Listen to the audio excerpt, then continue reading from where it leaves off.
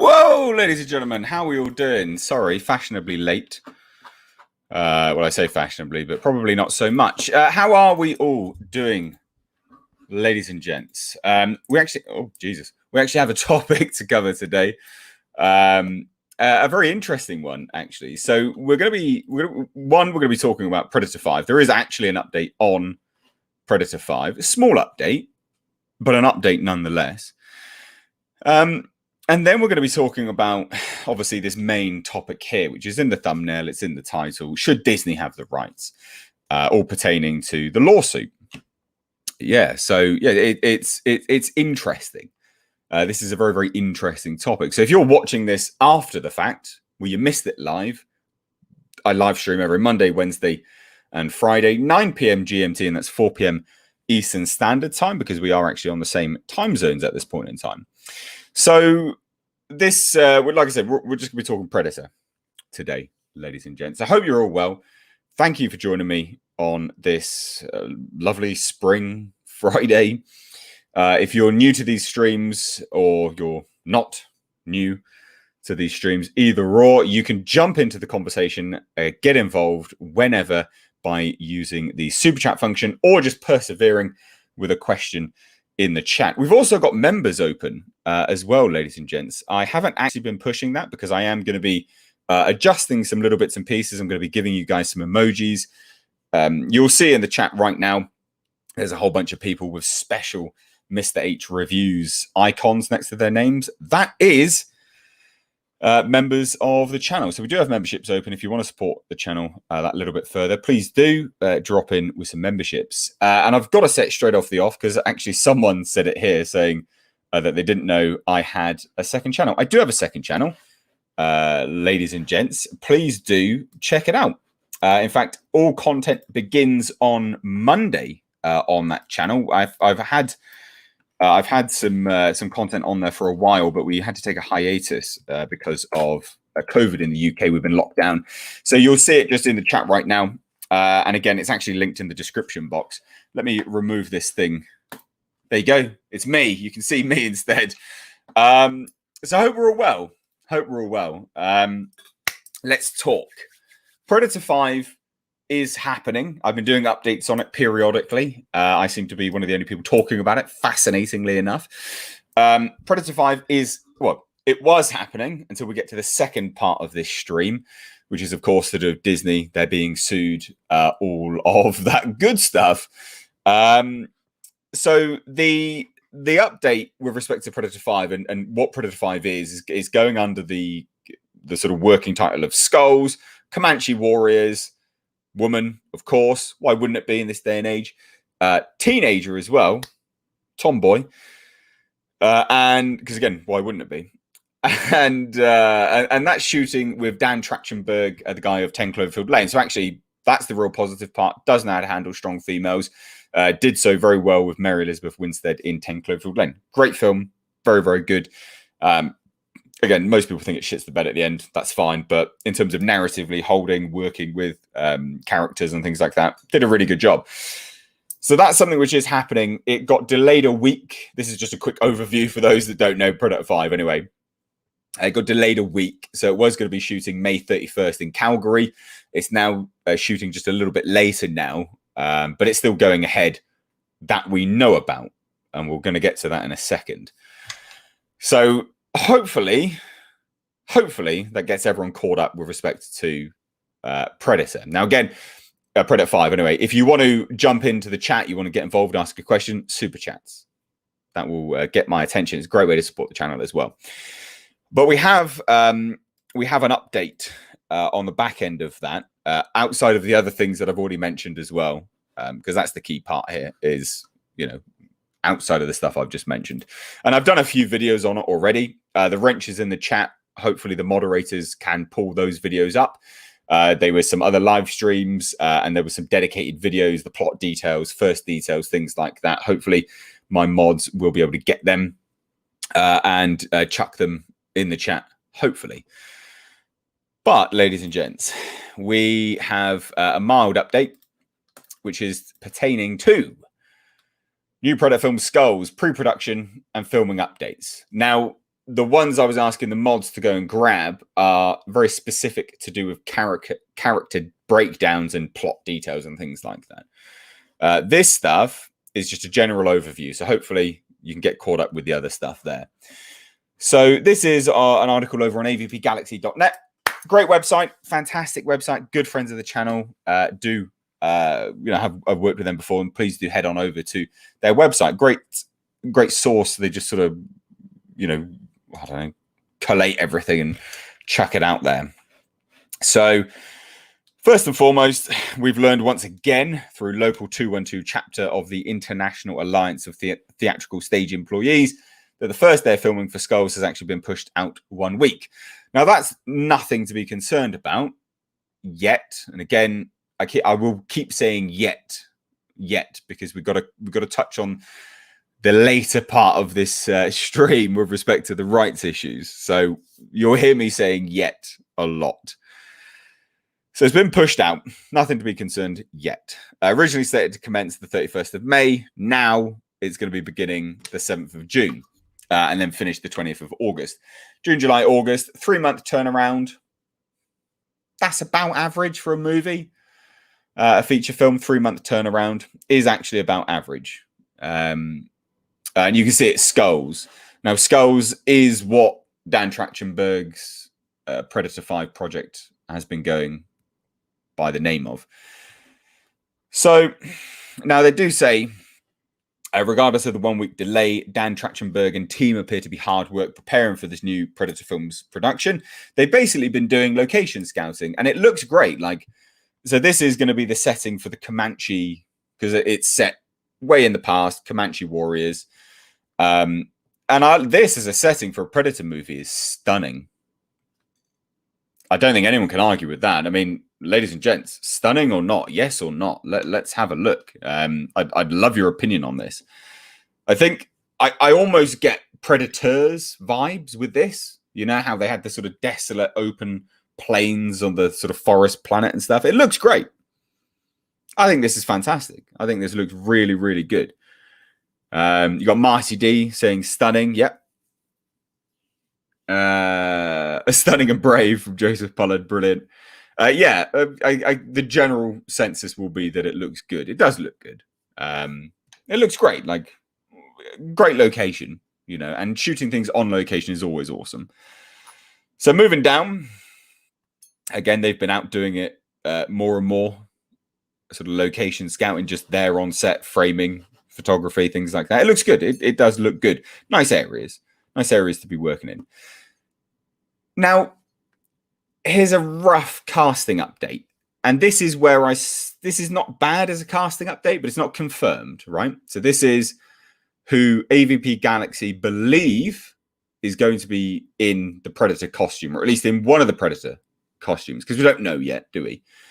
So now in regards to casting, while nothing has been officially announced by 20th Century Pictures or any specific performer in regards to their ties with Skulls, because they wouldn't do that yet, it's interesting to note that Canadian actor Carl Strutz revealed on his Twitter account that he has been currently training for a huge film.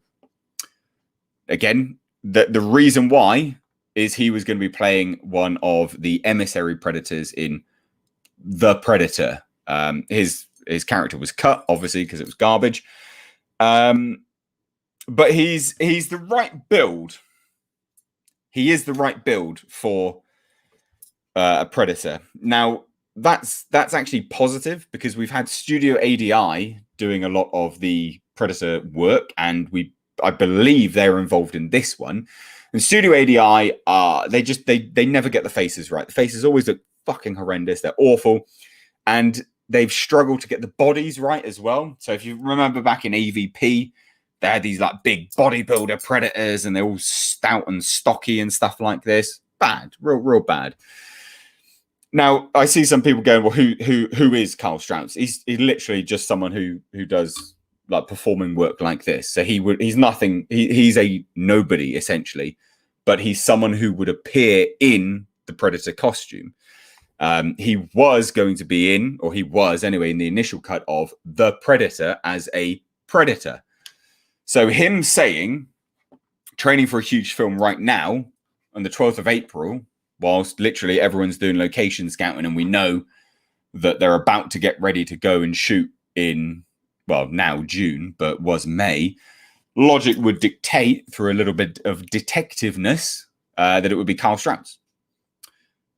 There's also the other guy, Ian.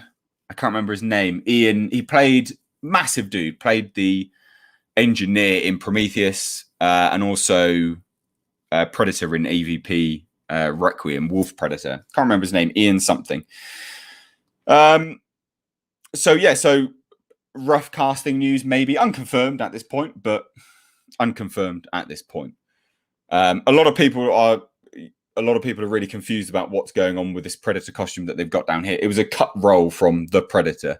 If you want me to go into that in another day, I can. I've got a lot of videos on that anyway, to be fair. But this is not for Predator 5. People do seem to be very, very confused by that. Maybe I didn't explain. So, yeah, there you go. There's the rough update on Predator 5 up to this point. Their location scouting looks great, looks fantastic. It's been pushed back, and probably going to have Carl Strutz in the role as a Predator, because he says he's training right now. He doesn't really do much work anyway. Given that this picture right here was something that was cut. This is a role that was cut from the Predator. I'd imagine he would be the role. He would be in the role as the Predator. So there you go. And yes, there you go. GJ. Ian White. That's the one. He was one of the engineers, and he played Wolf Predator in Aliens vs. Predator Requiem. So there you go. But with respect to this, ladies and gents, maybe we'll do a live stream where, because I've got the original The Predator script. No one believed me at the time. Everyone was like, "You're talking bollocks, Mr. H. You're talking bollocks." And I was like, "No, I've got it. And I had 20th Century Fox contact me about it and all this kind of stuff. And then the film came out and I was like, well, there you go. I was right, wasn't I? And no one comes back and says that you're right. They always just go, no, you're talking bollocks. But I'm happy to do a live stream, actually, where I literally sit down and talk about the original Predator script, if you want. The original The Predator script. It was trash, FYI. It was real bad. Garbage ending as well, with Arnold Schwarzenegger turning up and basically cucking himself.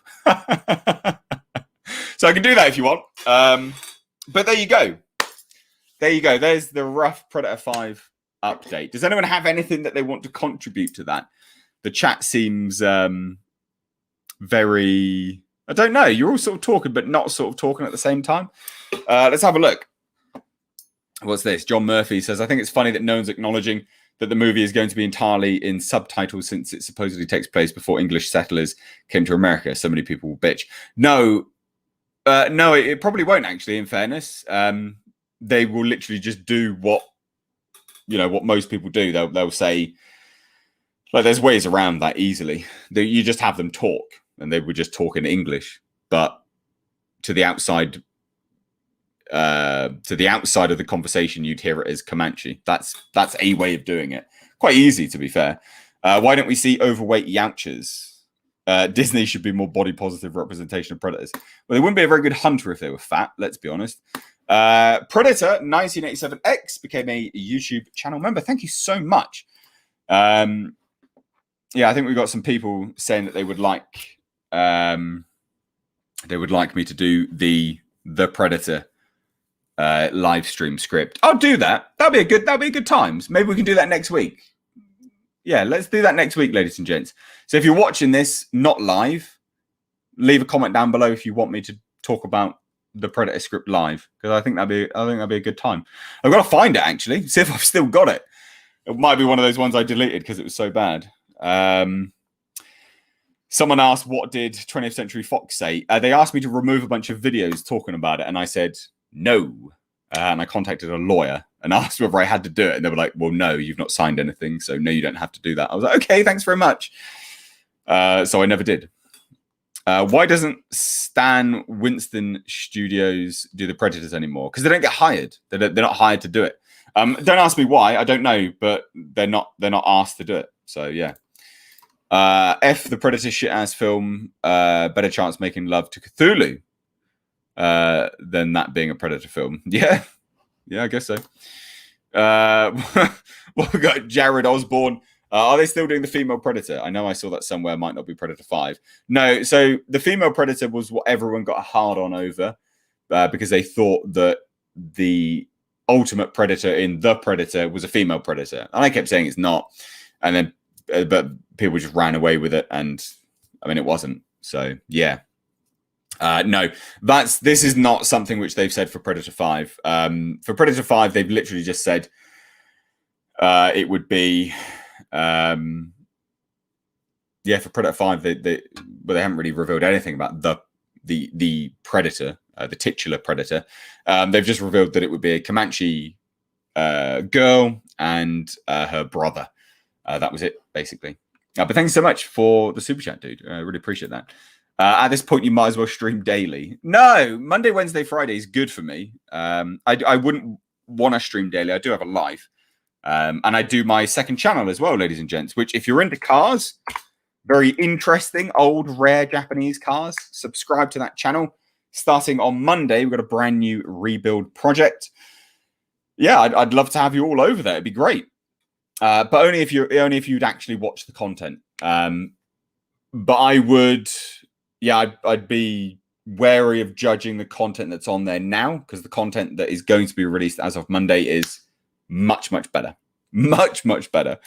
And the reason why there was a massive break as well was quite literally we weren't allowed to do anything in the UK. So, yeah, we're just locked down. But I've got loads of videos stored up now for that channel. So it starts Monday, 6 p.m. GMT. There you go, ladies and gents. Monday it starts. So subscribe to the channel if you want. I'd love to have you all over there. It'd be cool. It'd be cool because this community here is really good. It'd be great if we could migrate you over there as well. Just sharing other mutual enjoyments. Right. Some people are a bit concerned. They're saying would love Machiko's storyline adapted, and then someone says Machiko. I read what I think was the original script for Alien versus Predator way back in the day, and it was an adaptation of the Dark Horse comics. Yeah, so Machiko Noguchi. I mean, yeah, AVP is a loose retelling of the original Dark Horse AVP, and absolutely is with Machiko. They just changed the name and changed everything else and made it garbage because that's a great story.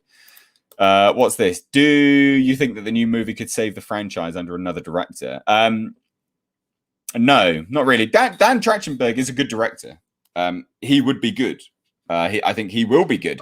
It's the script. It's always the script, guys. You can only work so much with the script. North Sea 1981. 3 times weekly is enough. Mr. H is a life outside of YouTube as well. I do, yeah. But I will 100% do... little off the cuff live streams here and there. I tried doing some in the daytime actually, just to see how they would go.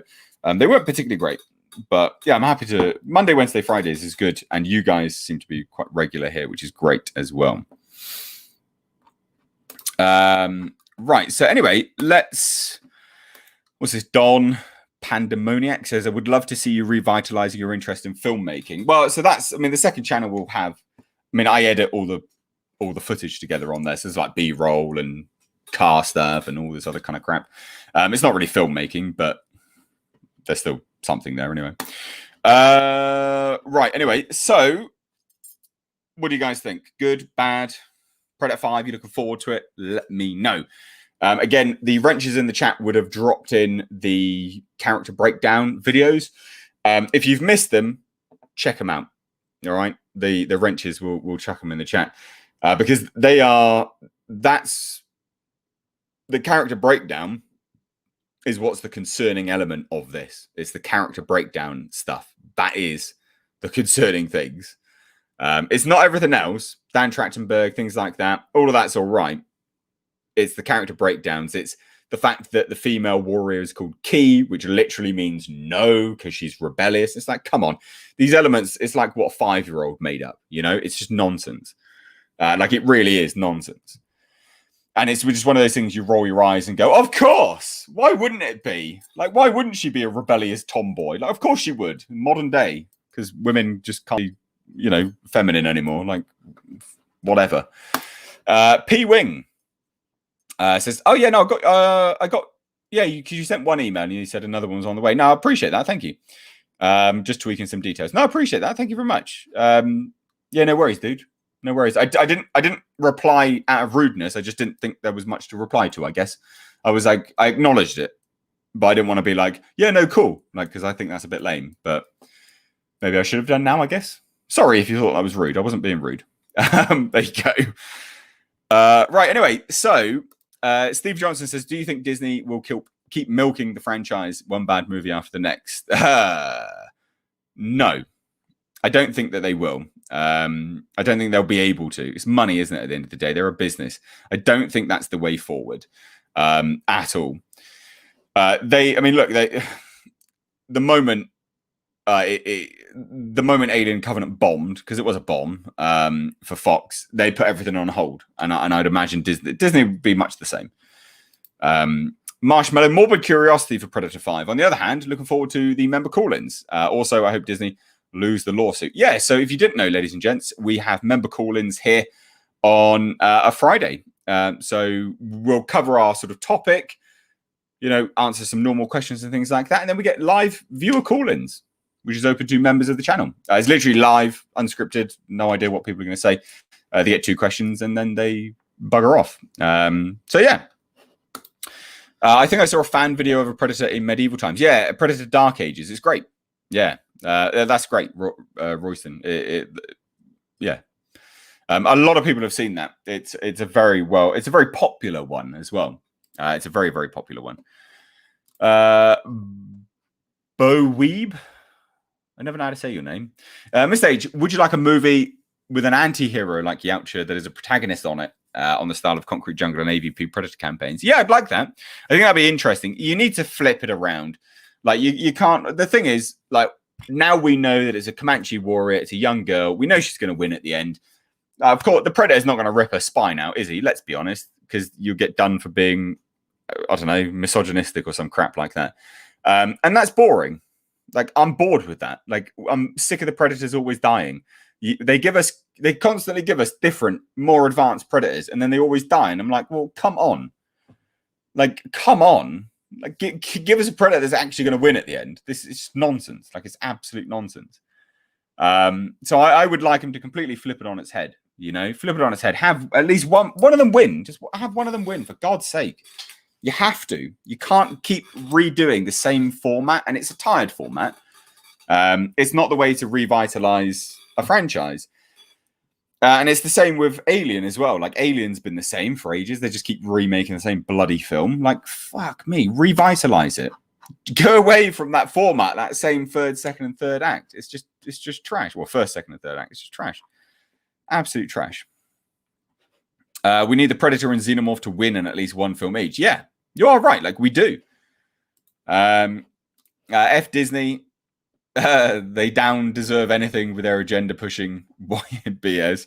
Hope they lose in court. This new movie's nothing but woke trash anyways. Well, we don't know about this movie, in fairness, yet. It's all of assumptions at this point in time. It's best not to judge it too much until we actually see something. It's good to keep wary of it, but best not to completely judge it 100%. The Harley Quinn says, I'd call in, except I have a face for radio and a voice that comes off better in Braille. Oof. Well, ladies and gents, members of the channel, you don't actually have to have your camera on. And in fact, I would encourage you not to have your camera on, mainly because most people are really nervous. So it's always best just to jump in with your voice, I think, more than anything. You don't have to have your camera on. I do. I'm the presenter here, aren't I? So, yeah. Ellie Moses, bruh, if he rips her spine out, I would jump up in the theatre. You'd probably get kicked out. Like, what's he did? What's he cheering for? Oh, my God. I'd love to see the Predator movie on their home planet with some backstory about their history and that kind of stuff. So that's what I did. I did again, Wrenches in the chat may be able to find this video, but it was how to save the Predator franchise. And if you Wrenches can find it and chuck it in the chat, that'd be awesome. So that's actually what I did as my rough Predator outline was set on their home world. I loved that. It was a really good.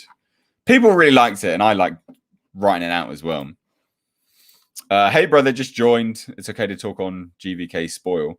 Well, we're not talking about Godzilla versus Kong at the moment. We're talking about the Predator, my dude.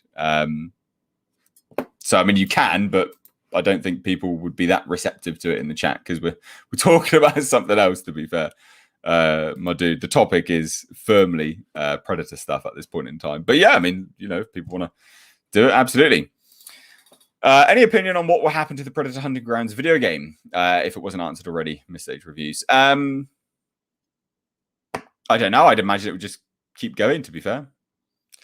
I don't know. I don't know what rights they have to use it, whether they're leasing it. I don't know. It's too difficult.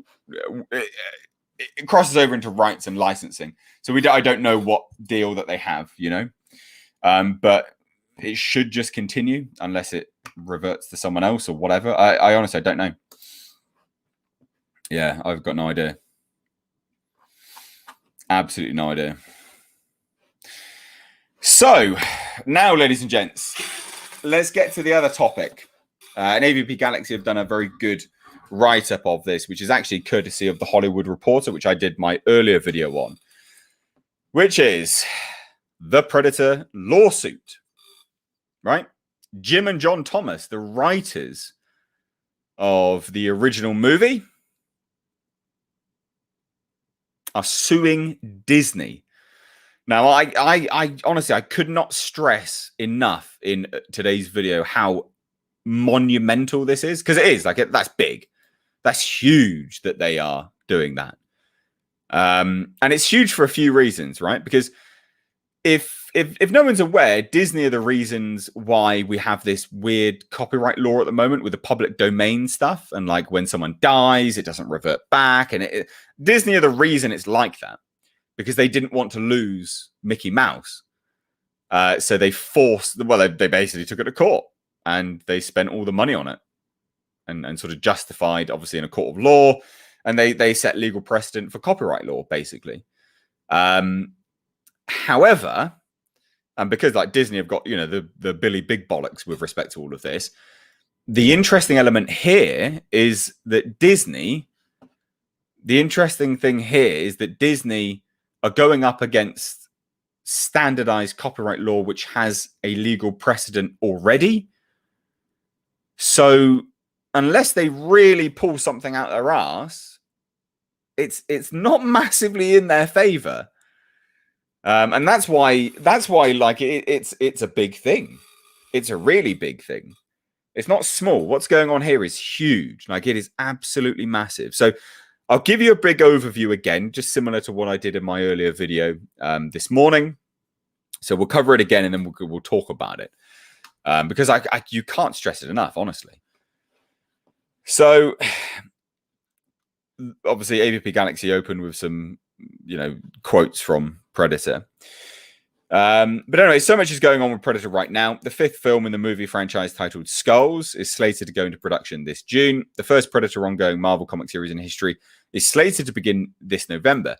But they delayed it. And I think they delayed it because they knew of this. And that's important to go into as well. And within a couple of weeks, a large anniversary update is expected for the upcoming Predator Hunting Grounds video game. And it all can come to a screeching halt with one swing of a judge's gavel, with the news of original Predator creators James E. Thomas and John C. Thomas suing Disney to reclaim the rights to their otherworldly hunter that became famous back in the summer of 1987. Now, again, this is really important. There's so many legal precedents here. A few months ago, Clive Barker won the rights back to Hellraiser. The original writer of Friday the 13th have got the rights back to Friday the 13th.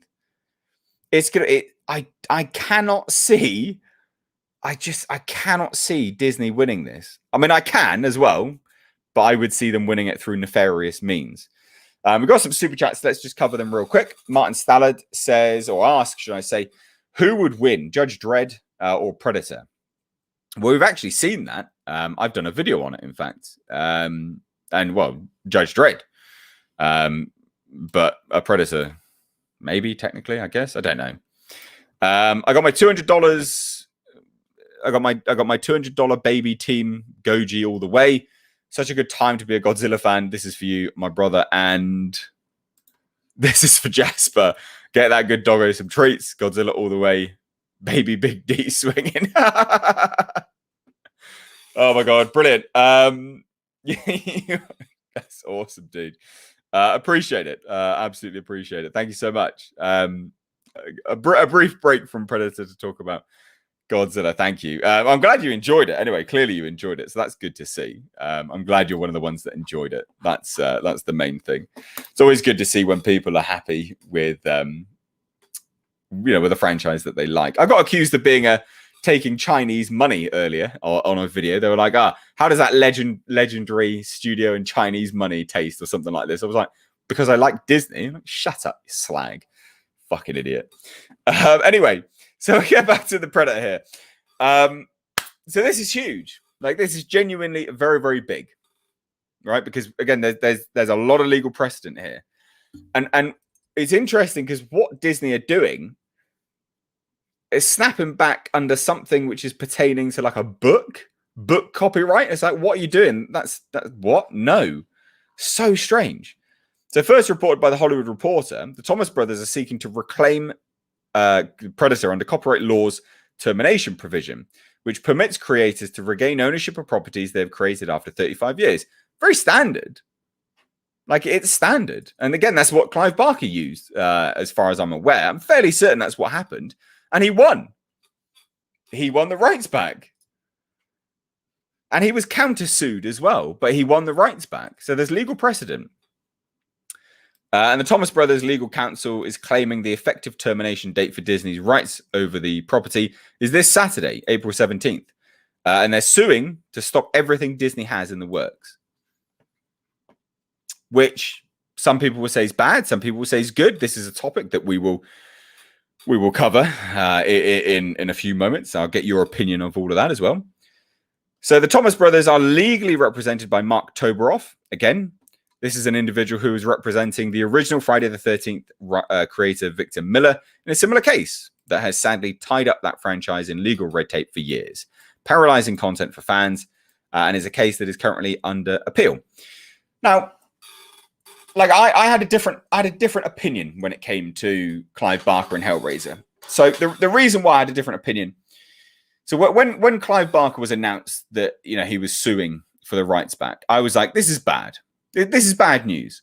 And I said it's bad news because Clive Barker has openly shown his disdain for the franchise, right? Like, you only have to read the Scarlet Gospels to know that. The Scarlet Gospels is literally, I hate what I've created, and to hell with the fans, Like, Pinhead would do disgusting things to anyone that called him Pinhead. He hated that name. He hated what he created, and it was his way of destroying it, destroying his own mythos, right? And him getting the rights back to that is bad, right? When you've displayed, an opinion that, or you displayed the fact you don't like what you're trying to get the rights back for. But Jim and John Thomas haven't done anything like that.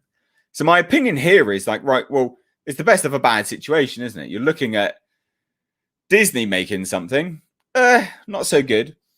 And you're looking at no one making anything because of the legal issues, the ramifications of the legalities, or you're looking at Jim and John Thomas getting it back and then maybe selling it off to someone else. Well, that's not bad. If it goes to someone else that's better than Disney, I'm all for that. That'd be great. So it's the best of a bad bunch in this situation, I think. And so that's just to explain my differing opinion on it all between Clive Barker getting the rights back and these individuals. Now, Disney is represented by their own superstar legal eagle, Daniel Petrocelli, or Petrocelli, I don't really know, who fought for the rights of Superman years ago for Warner Brothers. Now, interestingly enough, that was against, as far as I'm aware, Mark Toberoff as well. Both lawyers have won various copyright battles, but in the meantime, will the Predator fans lose? Only time will tell. I don't think in this scenario, aside from Predator getting wrapped up in, legalities that means we can't make any Predator content, I don't think Predator fans will lose, because I don't think Jim and John Thomas, I don't think they resent what they made. I think they're just going to get it back and sell it on. And in that scenario, that's fine, because then it gets it out of Disney. And let's face it, Disney are not great. Like, I know a lot of it's fashionable to hate on Disney, but you're dealing with, Disney pursuing the... Disney have made good films. They've owned Miramax, right? So they funnily enough, they would have made some of the Hellraiser movies. But they also manage things really poorly. They put stuff out just as rights retainers in terms of their R-rated content. They don't put nearly as much care in the R-rated content as perhaps they should. And, that's outside of it being fashionable to hate on Disney, because people will always hate on Disney. But at least this is giving you some reasons as to why I'd like it removed from Disney outside of, oh, fuck Disney. So there you go. That sort of explains that stance. Anyway, Marshmallow has put a peach. I don't understand the peach reference, but all right. So opinions, ladies and gents. What do you think?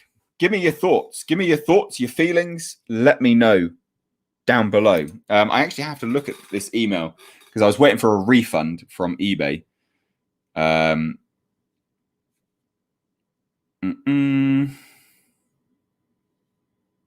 Oh, I think he's only refunded me one of them.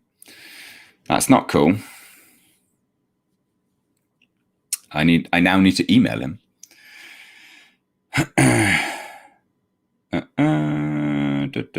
Sorry, I'm waiting for a refund from eBay, and this guy has only refunded me one of them, which is not cool. So I need to email him because that's not cool. That's not cool at all.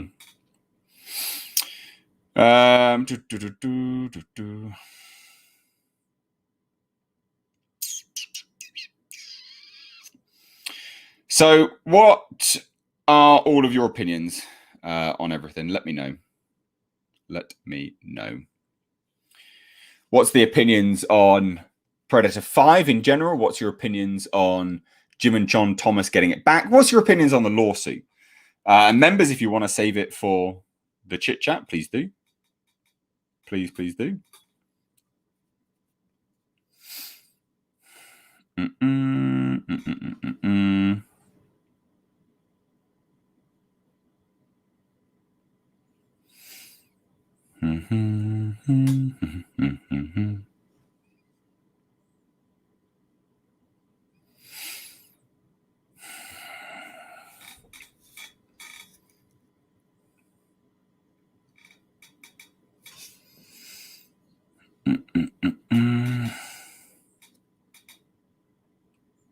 Motherfucker.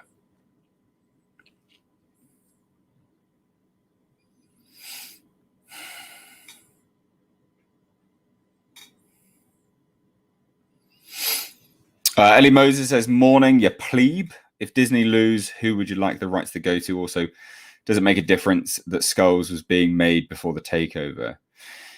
So Skulls has been in development for a while. It doesn't make a huge difference that it's not going anywhere now specifically.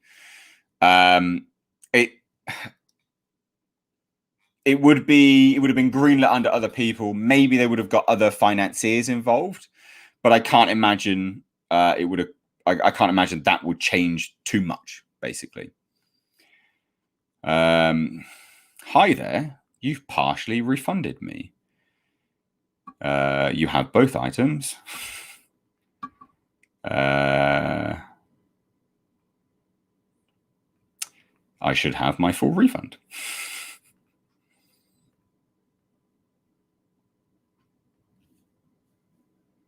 Fuck these idiots on fucking eBay. Fuck off. Right, there we go. Sorry. I had to figure out where I could message the dickhead from, but never mind. Right. The rights should go to Universal. So Universal are an interesting one. Universal don't tend to approach things in a agenda-driven way. They're pretty good with respect to Sonic and things like that. So I wouldn't hate them having it, to be fair. I wouldn't hate them having it. Definitely shouldn't go to Warner Brothers. I wouldn't mind a smaller studio having it, like Lionsgate. Lionsgate wouldn't be terrible. I don't know. Missed age being passive aggressive. Yep. Where's my money, you fool? Yep, basically. I'm owed £100. I want my fucking money back. For anyone that doesn't know, on my second channel, obviously as of Monday, you'll see this brand new project car, and I ordered 2 new rear tail lights, but they were trash. So I want, yeah, I want both my fucking refund back. Guy's a dickhead, so I want my money. Anyway, you guys don't want to listen to this. Talk me and my eBay problems. People are saying Legendary would be a good choice. I wouldn't hate Legendary. I wouldn't hate Legendary either. But I do think that they have a lot on their plate at the moment. And they normally always go and do someone else as a distributor, which then changes how they function with a movie, for instance. So normally they have, they had Universal for a while as a distributor, which was fine, and then they had Warner Brothers as a distributor for a while. So yeah, no, Legendary, but maybe. SLB City says, wait, Predator 5 be cancelled. I just got here. No, it's not cancelled, but it could be. And this is the thing. So there's a lawsuit going at the moment against Marshmallow. Fox Searchlight as Antlers was looking good. It is under Fox at the moment, dude. It's just Disney that owns Fox. Marshmallow, come on. Switch on, bro.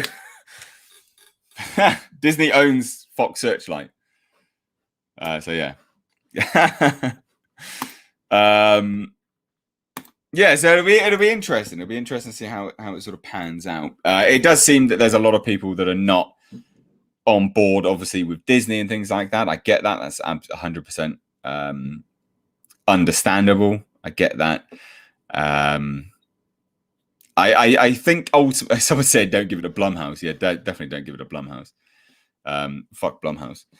But with respect to this, I wouldn't. I think Jim and John get the rights back and just sell them on. I would absolutely love that. That'd be great.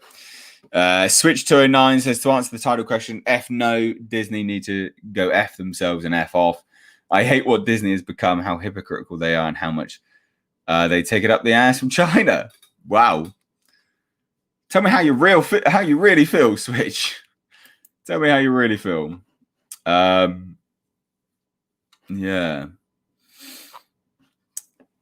I'm not one to cancel, but if we say cancel Predator 5 because it's racist to Native Americans, we can win. Cancel Predator 5. I don't want Predator 5 to be cancelled, FYI. That's not what I want. I want a good script. Iron Wolf says A24 Predator movie. That could be good. I don't think they'd have the power to buy that though from Jim and John Thomas at all. I don't think they'd have the power. Finbar White says, evening, Mr. H. Hope you get eBay sorted. If not, set the Pirate Queen Vassie on them. Yeah, I'm pretty annoyed about that. They're trying their luck with respect to this. That'll really annoy me if I don't get my full refund back. That'll piss me right off. They've got both tail lights. So what they did, just as a quick overview for the eBay situation. So I ordered these tail lights to go on this new project car that I've got. And they listed them, not a damage on them, nothing wrong, nothing, blah, blah, blah. They turn up, scratched, quite heavily scratched, chipped.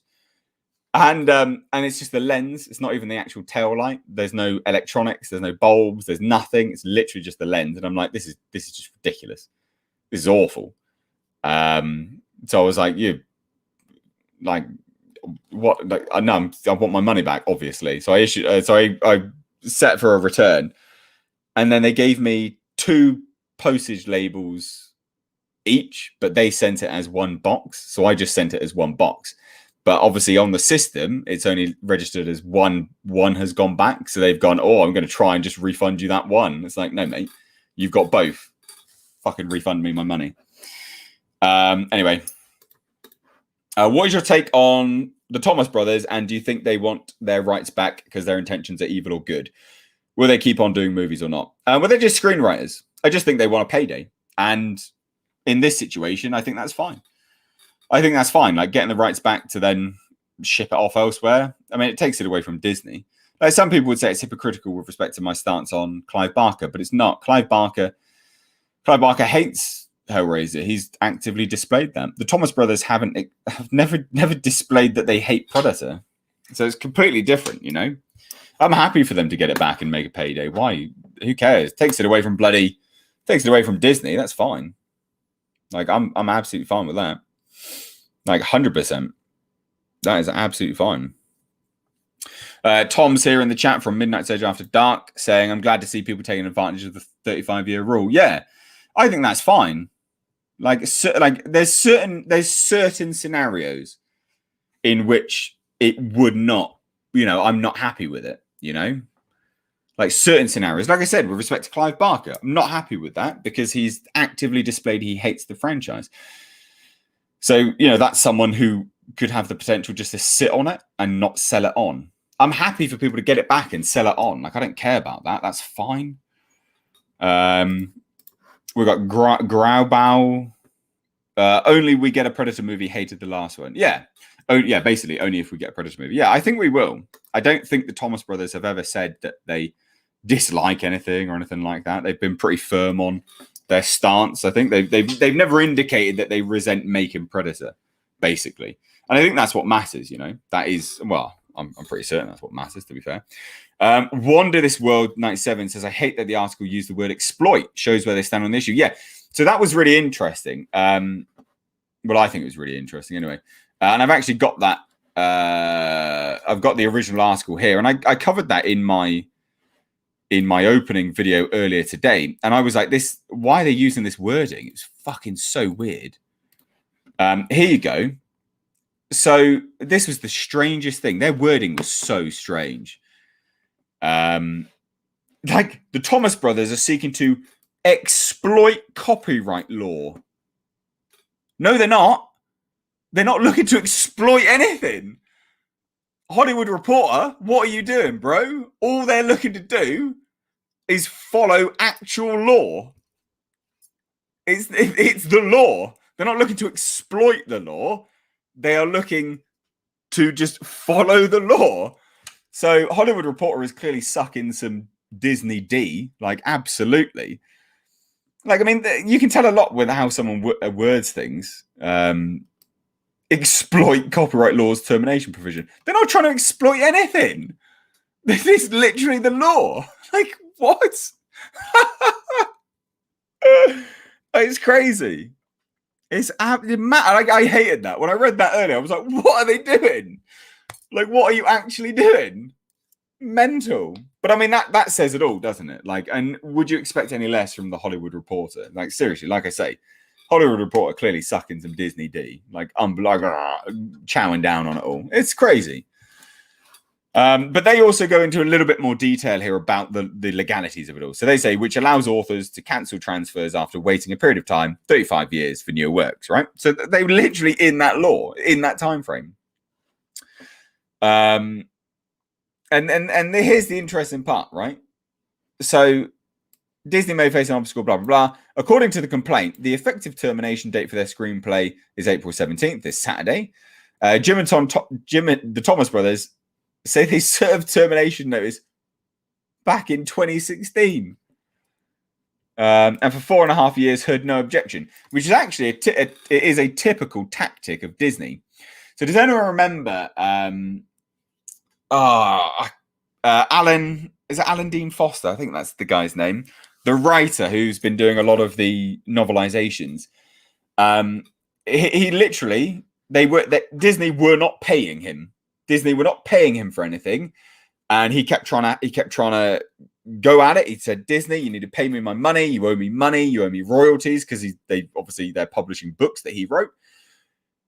And Disney they just don't respond. It's a typical tactic of Disney to just not respond. Like, so then it's funny that they note this in the article, because I'm like, well, that's a pattern of behavior from Disney, isn't it? They literally just do not bother responding to anything. Like, it's pretty normal for them, to be fair. I've got a super sticker from Roger H. Thank you so much, dude.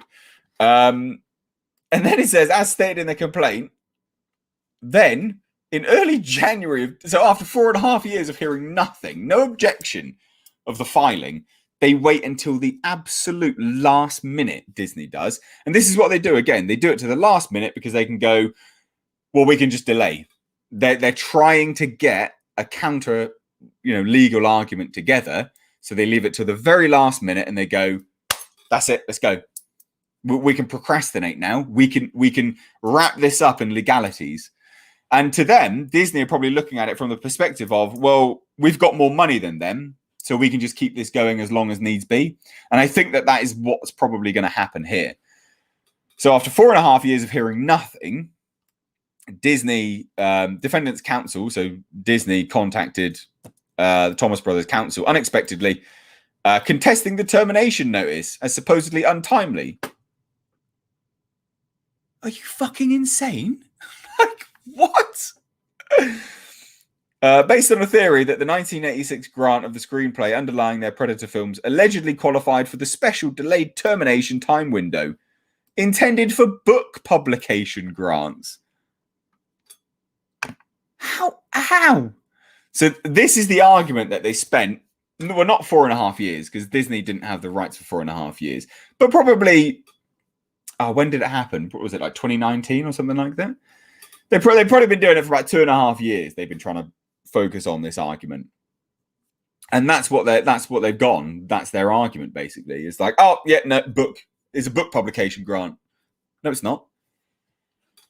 Donovan Bradford says that is a typical court tactic in courts. Wait out your opponent and let their money run out. Yeah, it's an awful tactic. And I tell you what, I hope, right? And I think we as a community here would be all for it as well. If this happens, right? If this happens, the Thomas Brothers set up a GoFundMe, set up something to crowdfund, because I bet you the donations would pour in. I bet you anything. Because people will recognize that this is garbage, right? People would absolutely recognize that this is garbage. So anyway, in response, the Thomas Brothers say that they served alternative notices of termination with later effective termination dates. And so Disney's argument was, it's untimely because of this, this, and this. And they're like, oh, well, now hold on. We've served alternate time termination dates as well, Disney. What are you talking about? To which Disney weren't pleased with that. So the Thomas Brothers are now seeking declaratory relief. They're represented by Mark Toberoff, which we covered anyway. And then Disney had a countersuit ready to go, because this is literally what they do.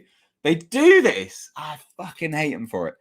They are so ready. They wait 2.5 years, then they procrastinate to the very last minute, and then they go, boom, we've got a countersuit ready to go. Within hours of the filing by the Thomas Brothers, Disney's 20th Century Division had its own lawsuit ready to go. While federal statutory copyright law endows certain grantors, like defendants, Thomas Brothers, with copyright termination rights, such rights may only be exercised in accordance with the statute's requirements, including provisions delineating when termination notices may be served and when the termination of rights become effective. Defendants' notices fail to comply with these statutory requirements and are invalid as a matter of law. So they're basically saying your termination notices don't make sense. Shove it up your hole. Like, come on, what a bad counter argument. I really hope they lose. Marshmallow dropped in and says, when legalities is concerned, wouldn't not responding result in a much higher actions being taken by the court? But they did respond at the last minute. That's the thing. And at that point, like, they responded within the window that they're allowed. And in like stateside law is a bit different. So yeah, they worked within the bounds, basically. First off, I hope all is well. Sorry I'm late to the party, and I hope you got my message. Hell of a table. I did get your message, my dude. I'm just a little bit busy right now today. I should have time tomorrow or Sunday. But yes, I will. I did get your message. I will watch the video and I will give you my opinion. Gary Catlow says they should make a movie called Predator 3. Make it a direct sequel to the second movie. Have only one Predator in it. Keep it simple like the first two. Make it R-rated and maybe bring back Dutch. I always say don't bring back, but Arnold Schwarzenegger, to be fair. But I wouldn't mind him, maybe. I don't know. Who knows? But yeah, good idea. I mean, a straight sequel to Predator 2 would be cool. It'd be nice. Yeah, I wouldn't hate that at all, to be honest. Seal Bob. Very unpopular opinion. I unashamedly like the AVPs in Predator 2018. I know they're heavily flawed, but I prefer them over Prometheus and Covenant. Interesting. I'm not going to rip on you.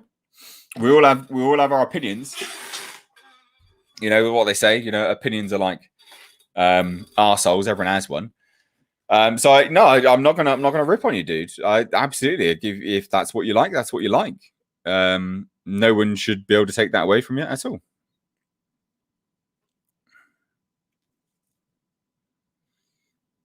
Oh, okay. I've got a message from my eBayer. Actually, quite courteous. The eBayer was like, "Sorry, I've refunded them. You should get it now. Coming through soon. What was wrong with the lights?" And I'm just going to say, well, they're not lights. They're just lenses. I wanted the whole unit, obviously. Like, come on. And also, they're cracked and they're cracked and they're scratched. And I don't want to put cracked and scratched tail lights on my new project car. Anyway, sorry guys. I thought you'd like the update. This running commentary on the eBay nonsense. Right, moving on. Finbar White says, Vassy sounds like you're in school with that comment. What was the comment from Vassy? I cannot see the comment. I believe Vassy is actually in not school, but in a form of education, actually, because of one of the questions she did on the live stream, if I remember rightly. The Harley Quinn, we should really have known Disney was suspect sooner. I mean, their mascot is always wearing gloves. Why is that mouse trying to hide his fingerprints all the time? That is fantastic. Vitali says Predators was kind of all right, though. I stand by Predators. I like Predators. I stand by it. I don't hate it at all.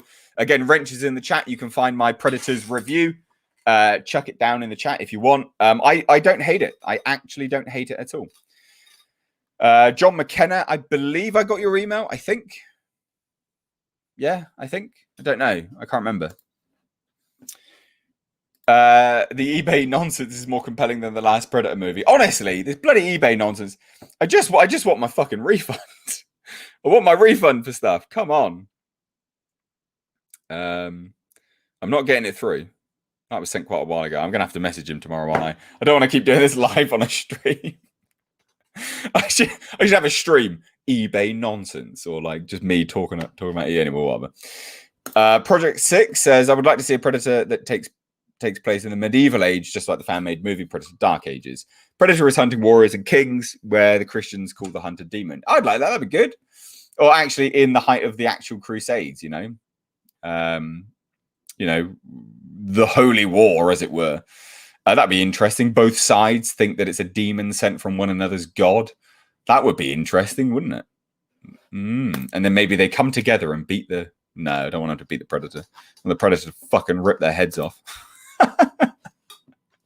Right, anyway. Vitali says, it's kind of bizarre to see all the negative comments under your recent Mortal Kombat vid. Saw the movie twice now, and Cole is not a bad character at all. In fact, he's better than most newcomers in recent games. So that's interesting, right? And I tried to be really positive in that video about that. I didn't want to be negative, but I'm sure, hopefully, you guys and Vitali as well, hopefully you realize why it can potentially be perceived as negative is because, of course, the writer coming out and seemingly distancing himself is not good. And being allowed to do that so soon when the movie's not even out is, again, not good. It's really concerning. So I understand why people are negative about it. I genuinely understand, because it's very strange that is what's been happening. It's super, super odd. It's not normal. It's not normal at all. Predator needs a win. Yes, I agree. Hashtag give H his refund. Yeah, thanks. I want my refund. Disney Plus just put Predators on for streaming in UK. No others, just that one. That's odd. What a weird one just to put on for streaming. I'd like a Middle East setting with Dutch in support and role, Iranian special forces involved, mountain, desert location, choppers, Humvees, tanks, ATVs, new technology being part of the plot. I wouldn't hate that, but again, we need a Predator to win. That's the point. We need a Predator to win. We have to have a Predator to win.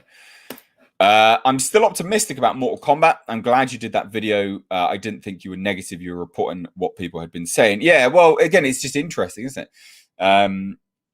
The writer, very strange that the writer was sort of distancing himself. Very, very strange. Yeah, lots of people talking about Mortal Kombat now. Let's stay on topic. I'm going to check out that Dark Ages short after this. Definitely do. You'll enjoy it. That's a good short film. That's a good fan film. It's very, very good, in fact. I think you'll enjoy that a lot. I agree. Pred decapitates the lead at the end and places his skull on a pike in the spaceship. Yeah, that'd be awesome. Predators have to win eventually. Has to be. Johnny Gallagher says, been watching Warriors last few weeks. Great series, it seems no one has ever heard of, even if all the Irish are played by Brits. Yeah, but that's the funny thing. So when I was on Midnight's Edge. I was on Midnight's Edge's 200,000 subscriber stream and got in. I can't remember. It must have been that stream, I think. Was it that stream? If Tom's still in the chat, he should know. But anyway, got into a discussion about, how Hollywood isn't utilizing certain ethnicities and races and things like that. And Paulie, the chap from the Latino Slant, was on there. And he was saying, he was pertaining it to Latinos in the States. And I was like, it's interesting that you say that, because obviously Hollywood is a microcosm of the world, which most people see as representing the world, but it's not. It only represents the States. And I was like, actually, if you take a look over the pond, I was like, it's very interesting, because Irish actors are given roles and then swapped out at the last minute, and then the roles are given to British people to play Irish actors, Irish characters, and they have to put on a fake accent. It's fascinating. It's fascinating because we always see it as a racist issue when it's to do with Hollywood. Because that's what people see. But over here, would you say that's a racist issue? Would you say, well, yeah, is British people being racist against Irish? I don't know. I find it fascinating. But anyway, that pertains to exactly what Jason was saying. Sorry, dude, I don't want to get too off topic, but hopefully that's interesting enough, and you guys find that tidbit of information to be interesting. Right. Anyway, ladies and gents, so let me get my... This is the part where everyone leaves. Please don't leave. This is interesting. So we're going to be doing live member call-ins now. Only do it for a limited time. Members will have to head on over to the community tab. It's first come, first serve. Again, you don't have to appear on camera. You literally just drop in, do your 2 questions, and leave. But it's interesting. It's a way to get you guys involved. If you want to interact with me, you want to talk to me live, you don't need to be concerned. You don't need to be, worried about it or anything like that. Everyone's really nice here in the chat. The community is really good. But yeah, I've just left it in the member community tab. So hopefully you guys stay for this and don't bugger off. Everyone always does, but it is actually interesting. So I encourage you guys to stay, basically. This is where I have to put my headphones in, because otherwise the microphone and the speakers react with one another and we get a massive echo. Also, if you are going to be calling in as a member, please, I've got to say it, please don't watch the stream to interact with me. Please don't do that, because there's a big delay. What I say is not what you're hearing live. There's a delay of a couple minutes, of like 10 seconds or something like that. And it will fuck the conversation up. So anyway, I've dropped it into the community tab. If you still want to get involved asking questions and things like that, you can still use the super chat function. That is still there. I will still be stopping in between, taking in the viewer call-ins, the member call-ins to ask super chats, but answer super chats, basically. It's first come, first served. So when you use the invite, you drop in, and you appear, and I'll take you through it all. Richard Shepherd, I enjoyed Predators, but feel that the same story gets repeated. A group of people eventually team up with a Predator to take down some enemy. We've seen this before in AVP and the Predator. It's lazy, isn't it? Like, you are right. Like, it's lazy. But I enjoyed it. I actually quite liked some of the homages. God, I look tired today. Fuck me. I enjoyed some of the homages. I thought the homages were actually quite smart with the way that they did it. Lewis Tully says, I'd love a human-free AVP subtitled Predators. That'd be great. I just don't think you'd ever do it. Jason Gallagher became a member. Nice to have you on. Which actor would be best for Predator? I don't know. I don't know what actor would be best. I don't know what actor would be best. Which director?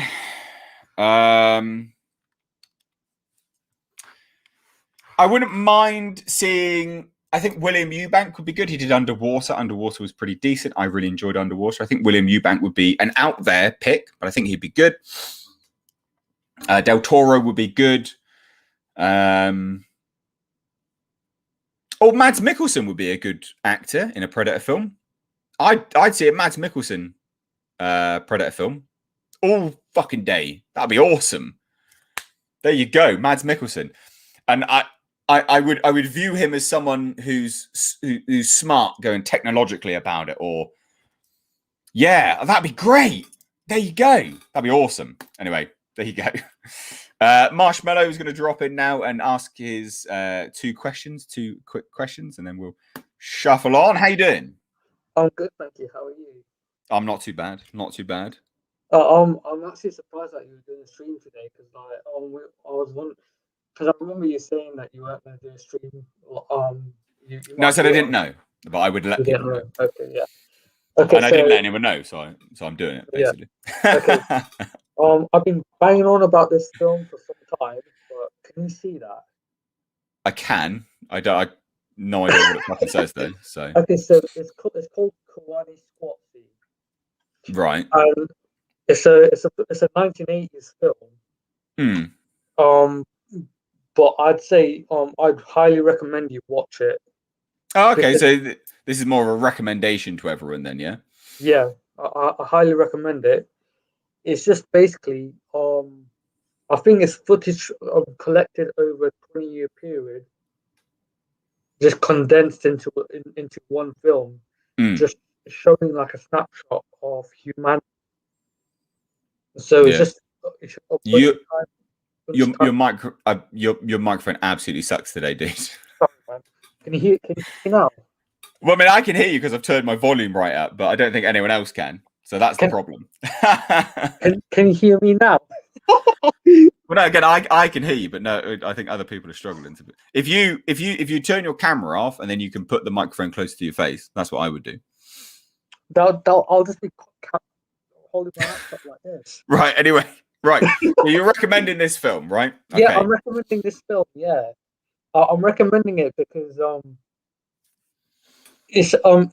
think it's too significant to ignore, and it's something that will you kind of have to see it. Yeah. To see to understand what I'm trying to say. Marshmallow to actually see this place. Yeah. And just focus on me. We've got other members to get through as well. Don't focus on the chat. Focus on me. Okay. Right. The second thing was what I would say then, with respect to that film, send it to me in an email because I'm not going to remember the name of that film. I'm just not. So send it to me in an email, and then I'll have a look when I've got time. Right. Okay. The second thing was I don't have a car at the minute. I used to have a car. Yeah. I used to have a Hyundai Getz, but I don't. Okay. Yeah. I don't know what car to get now. You're asking me for car purchasing advice. Yes. So guys in the States, this probably wouldn't apply to, because obviously we have a lot of stateside guys who would be listening to this, and this advice won't pertain to you, so I would disregard this. But what I would say is like any old Japanese car, you're not actually going to go wrong with, to be fair. If it's got a timing chain rather than a timing belt, that's always beneficial because you don't have to worry about when the timing belt's been done.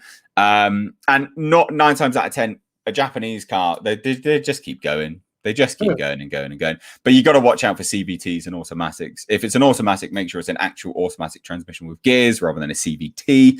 But yeah, 9 times out of 10, like a Japanese car will be fine. Like I had an old Toyota Corolla, and the only reason that car died is because I went over a speed bump and I ripped my oil sump out.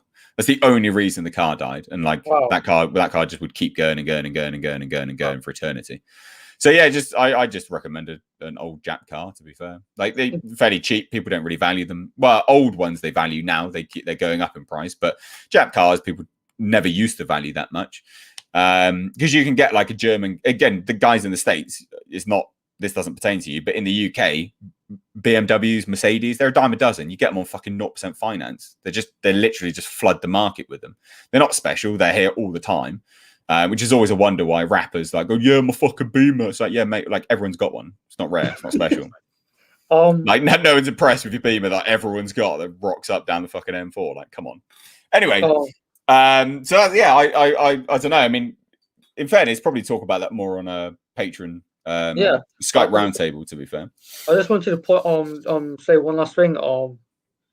It's to do with your car. It's to do with the project car that you've got. Right. Because I had my first car was a Hyundai Getz. It was a 1.1 liter. So I tried creating a car, trying to use it as a project car as well. So I wanted to show like how you can make a normal car more economical and more efficient.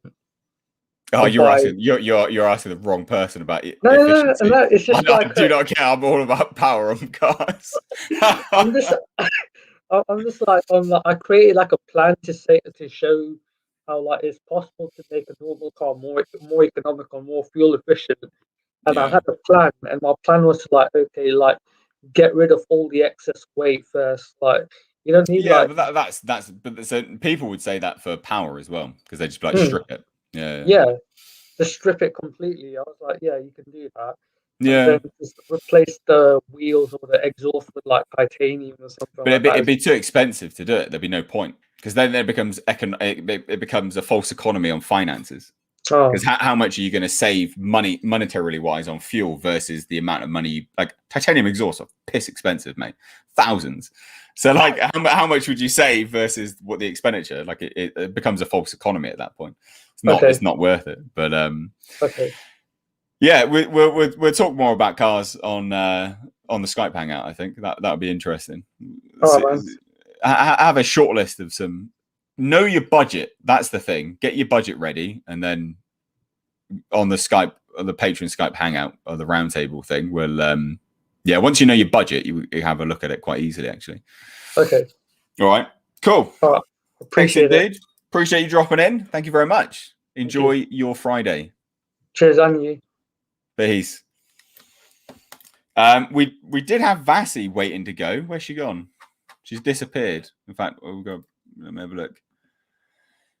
So Vasi is one of the wrenches here. So like I said, ladies and gents, this is the live member call-in section of the channel pertaining to cars. Obviously, if you don't know and you're literally just coming for Predator content, well, one, you're quite late. We're like an hour into it, but I have a second channel and I'm actually like a pretty big car guy. So just letting you all know, I do actually have a second channel, which let me have a look. I think the wrenches have been putting it in the chat, but I'll chuck it in the chat now as well. Here we go. Right, what's this? Owen, if anyone is exploiting the law, it's Disney trying to drag the fight to a fringe corner legal purview. So yeah, no, you're completely right. You are absolutely completely right, and that's why that element of that part of the bloody article is it's awful. Like, Jim and John Thomas are trying to exploit copyright law. It's like, no, they're not. That is copyright law. They are literally working within the bounds of the law. It's fascinating. It's fascinating why no one else has pulled them up on it. Like, why not? Ridiculous. We've got Vasi back now, actually, here. Hopefully the not having a mayor anymore, as you put it in the chat. Hello, Vasi. Everyone's going to go mental because they're going to realise you're a woman now. Oh, no. Are you there? Oh, no. No, this is what happens, ladies and gents. Live things. It's all happening. Like my computer's having like a mare, and like it's not picking up the mic. I don't know what's happening. Sorry. Can hear you now. Oh, that's perfect. Good. Oh, God. Good. Excellent. Okay. Right. You're running my stream, Vasi. This is ridiculous. Sorry. Mate. I'm sorry. Right. Okay. Cool. Yeah. So, I'm going to let you talk just so I know that your mic's actually working. To be fair. Okay, I just have one question, and it was more to do. I've been reading a lot about this whole male gaze concept of film, and my question was, The Oh, interesting. direction, yeah, it's a bit of a nonsense, I find, but with the direction of kind of media moving to this kind of tick the box format, do you believe at some stage we're going to see a requirement that you cannot have shots that are considered male gaze? Or do you think that's too far of a stretch because it will technically ruin cinematography? Right. So just for anyone in the chat, what Vasi is referring to is basically people are saying every movie's misogynistic in some aspect. Basically, that's a pretty well-rounded approach to what you're saying with respect to the male gaze that people have been putting on Hollywood films. Would that be a fair sort of assumption on it? Yes, exactly. This isn't Vasi's opinion, by the way. Just to throw that Just out there. mine. Yeah, no, this isn't accountability. This isn't Vasi's. Well, yeah, it's not your opinion, is it? You don't actually think that, do you, or not? I think it's a load of bullshit. But right, then okay, good. I didn't want to speak for you. I wanted to just ascertain that as well. I get told I have internalized misogyny then, so I don't know what I'm doing. Well, so interestingly, to answer your question, I think is also relevant to talk about something else that happened this week, which I was going to do a video on, but I ended up not doing it. But it was about Idris Elba and Luther, right? Mm-hmm. Where the BBC's diversity chief in the UK, the head of diversity, was like, Luther's not black enough because he's not got any black friends and he doesn't eat Caribbean food. I mean, really? Are you for real? Oh, I think Vasi's gone and microphone's gone off. God damn. Oh, no, I'm back. I'm back. Oh, okay. It's doing its own thing. I'll just leave it. I'll let it do its thing. But that's the thing, right? Like, it is, you know, you got this head of diversity going, well, Luther's not black enough. Idris Elba's not black enough because he doesn't eat Caribbean food and he doesn't have any black friends. It's like, right, that's incredibly racist. Like, that is incredibly racist. I don't sit there and think someone who's a descendant, whose his lineage is actually from Sierra Leone. I don't sit there and think, oh, I expect him to, I want to see him eat some jerk fucking chicken. He's from Sierra Leone, for fuck's sake. Like, they don't eat jerk chicken. They don't sit there with watermelons. Like, fuck me. And FYI, like, I appreciate what I've said is a bunch of stereotypes which people could view as racist. That's not my point. That's not what I'm trying to do. I'm trying to highlight that saying those things and thinking someone should be eating those things is incredibly racist. So if you got a little bit like, oh, what's he saying that for? Like, that is literally the point, because that's what the head of diversity was saying. Someone from Sierra Leone should be eating jerk chicken, basically, and have black friends, because otherwise he's not black enough. The world has gone fucking mental. Sorry. Did you watch the Twitter interaction? Because everyone who was dragging her was a person of color. Like, they all came out. I didn't see that, but good. Yes, and they were all like from, like, originally their grandparents had emigrated to Britain from Africa, so they particularly took it very offensively. I was like, tell her, because she's not listening, because she just wants her own ideas. Yeah, no, but those people are actually very appreciative of being in the UK, and they're very appreciative of the culture here. Like, those people are like, love the fact that, you know, this is a very diverse and open society. And it's fascinating when you then have people that have lived here their whole life. They're like, oh, it's so racist here. It's like, no, it's the people that moved here think otherwise. Like, fucking ask them. Anyway, so going back to your actual question, which is with respect to the male gaze, I think the pendulum is reaching that pivot point where it's going just that little bit too far, and it's going to start to swing. Because people are saying stuff because they feel really comfortable, because the pendulum has swung so far for so long, i.e. the male gaze, and, you know, this Luther's not black enough because he's not eating Caribbean food. I mean, most people would say that in their head. They'd think that in their head, right? And they'd go, I should never fucking say that. Why would I ever say that? That's awful. Well, most people wouldn't even think that, to be fair. Like, it's not conscious, is it? It's not something which people consciously even think of. You know, the guy's from inner London and he's a cop. Why would I expect him to be walking around with a bunch of black friends eating Caribbean food? He's a cop, for fuck's sake. What a weird opinion to have. But I think it's the same with Hollywood saying, well, it's this male gaze, you know, there's too many lewd shots, there's too many like this. Well, what about all the shots of bloody Chris Hemsworth as Thor? That's not very male gaze, is it? Or that's the male gaze in the other version of gaze, the other spelling. But I mean, it's not very misogynistic, is it? You know, that's very much, well, you're objectifying a man, aren't you? Like, very clearly. But it's this whole thing that it only swings one way. But I think people have gotten far too comfortable with it, and it's swinging the other way now, because I think people are realizing I say this all the time, but it's probably bollocks. But I just hope people are realizing that it's, you know, that's clearly wrong. Yeah, but again, I don't know. Maybe because I think it's being highlighted more and more, and people are realizing how utter nonsense it really is. So maybe that's happening, but I don't want to say it too much. But I don't know. If it gets to the stage where like you're going to have to just hire women cinematographers, which I can see that happening. I mean, it's not a stretch, is it really? That could actually happen. I don't know. Yeah, I don't know if that answers your question, to be honest. It does. I'm trying to gauge things constantly, because when I see there's this whole male gaze issue, and then apparently women can't be attractive, and you can't look this way, and you can't have a small waist, and that's blah blah awful blah. For women, surely. Like, surely, so like, don't women like to, you know, aspire to look like?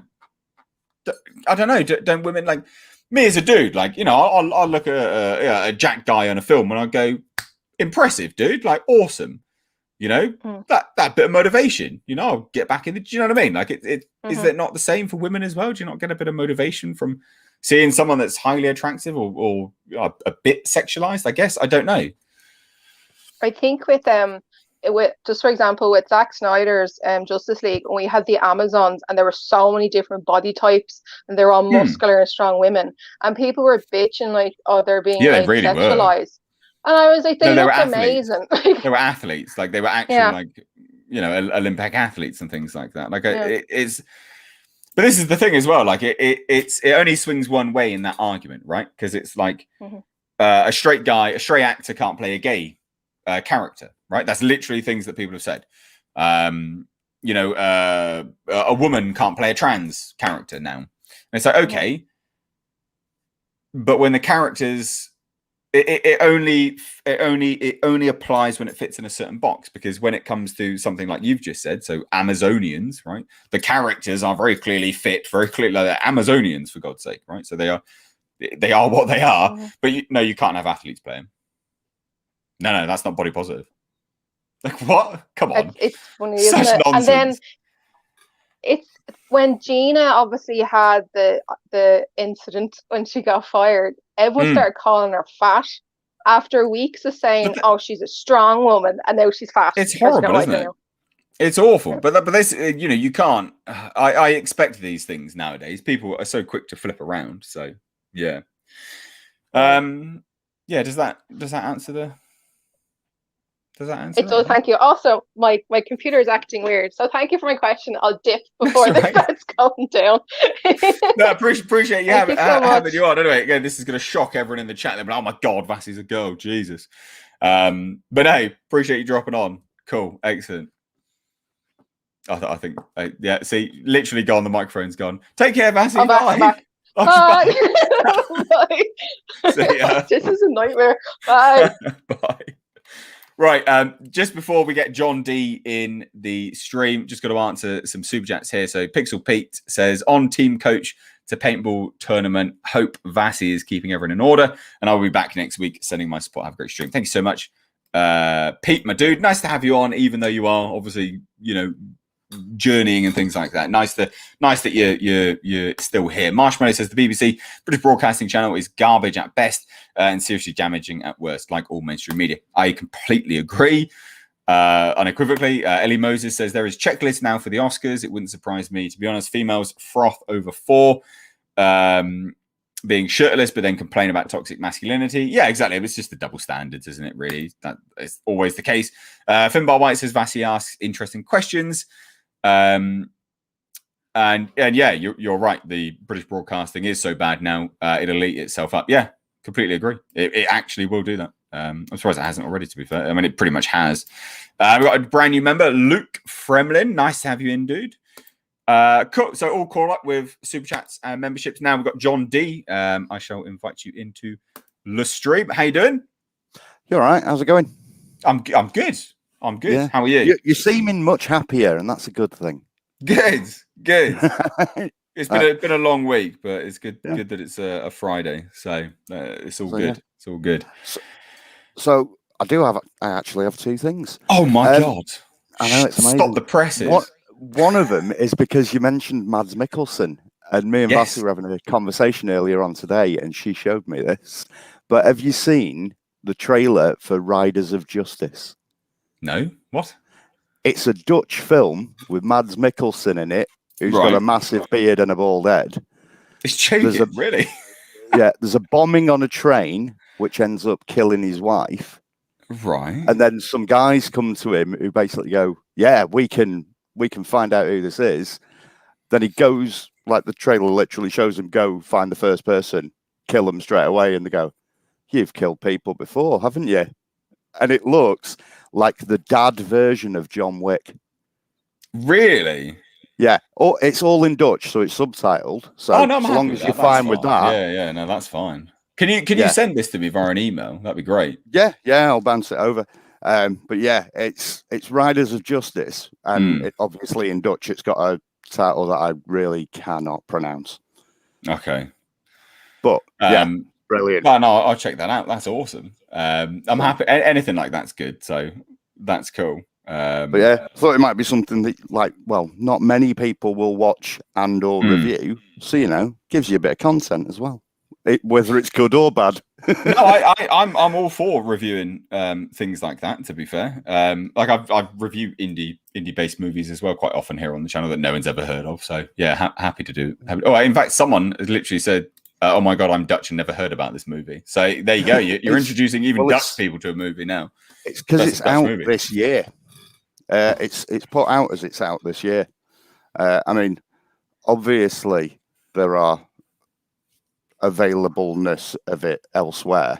Yeah. But, of course. Yeah. We don't sell the seas. Yeah, but it's claiming that it's out in the next sort of month or two.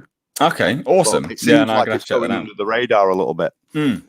Yeah. No, I'll have to check that out. That's awesome. Good. Nice recommendation. Happy with that. Yeah, but yeah, I'll bounce it over. The other one, I know you've not been watching Falcon and the Winter Soldier. Yes. Mainly because you got burnt by WandaVision. Yes. Right, and you'll see. I'm looking forward to Loki though. The new trailer to Loki looked good, so I'll be all in for that. See, I totally agree. Loki looks just a big ball of fun. But the thing with you'll see it bouncing around YouTube all over the place that people kick off about Falcon and the Winter Soldier being woke and annoying. I haven't seen any reviews of it, in fairness, so this is completely new to me, but all right. There was a scene in, I think it's the second or third episode, where the police stop them because they're arguing in the street, and they don't recognize that he's the Falcon, and they're basically trying to arrest them. But then they end up arresting Bucky anyway. And what everyone's sort of reporting on that Disney subscribers stopped watching at that point because it was woke, like stuff being pushed down your throat again. Yeah. On the grounds of that, with the Falcon and the Winter Soldier, the exploitation of black people throughout history and stuff actually ties into the narrative. So it has a point in the story. Do you feel like people have been oversaturated with woke nonsense in media that doesn't require it being in, that when it does have it in, it misses the entire point of educating people? Yeah, I mean, so there's a difference, isn't there? So like it's like when like a perfect example, like topic of this video is Predator 5, for instance, right? So narratively speaking, having a teenage tomboy girl go up against a 7-foot super beast alien that rips people's spines out is fucking nonsense, right? We can all agree with that. That's fucking nonsense. And when that happens, you go, well, of course they were going to do that. Of course, why wouldn't they do it? Like you know exactly why they've done that. And that, I would say, is that agenda, and that, I would say, is that very obvious, blatant push, which I think is offensive. Like it's just narrative tripe. But like there's certain elements which, there's certain things which make sense, like Scarface, for instance. Like there's literally there's there's tales of communism and socialism in Scarface, right? And you don't look at Scarface and go, well, Scarface is woke. So it's dependent on how it's portrayed. It's dependent on how it's inserted into the narrative of the film and or the series and the structure of it all. But you are right. Like, yeah, people have been pushed on things far too long now that I think that people have just gone, no, fuck yourself. So yeah, no, I agree. Yeah, it just seems to be that it's like, if it hadn't been in everything that you'd watched, like really cack-handedly inserted into everything you'd watched, this latest episode would have been very poignant and actually helped the cause.